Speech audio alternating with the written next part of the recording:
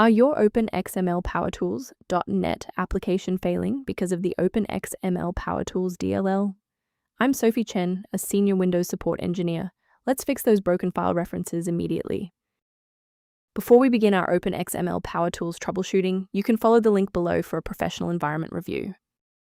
This is the Open XML PowerTools, a specialized library for high-performance manipulation of Microsoft Office Open XML documents, Word and Excel. It manages the localized splitting and merging of document parts. If missing, automated reporting or billing software will fail to generate high-fidelity documents, reporting an assembly load failure.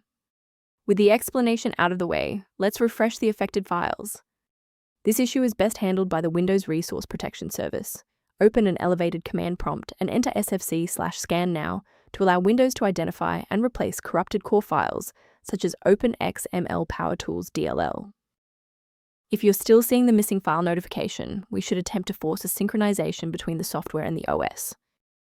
A full system restart clears the temporary memory cache and allows Windows to attempt a fresh initialization of all required libraries, including Open XML PowerTools.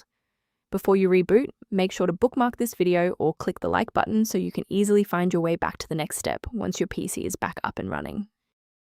If you're still seeing the same problem post-restart, let's escalate our troubleshooting to the next tier. Feel free to pause the video if the next steps come at you too fast.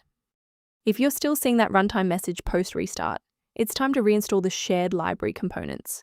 First, go to Control Panel, then select Programs and Features. Second, find every Microsoft Visual C++ redistributable, 2005 through 2022. Third, right-click each and select Change, then select Repair. If that fails, download the latest all-in-one VC++ redistributable package from Microsoft's website. Please note that for DLL files with numbers, the number tells you which version to repair. For example, 120 equals 2013. Before you proceed, let's touch on the essential safety standards for handling shared library files. A vital technical reminder: modifying Open XML PowerTools. DLL manually is a high-risk procedure that can overwrite essential library files. Your hardware depends on for basic functionality and secure processing.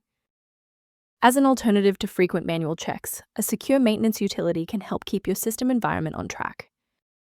If system alerts or resource lag are present, the resource below outlines maintenance considerations related to Open XML PowerTools. I'm Sophie Chen. If this guide resolved the DLL error preventing Open XML PowerTools from launching, please subscribe for more verified engineering fixes.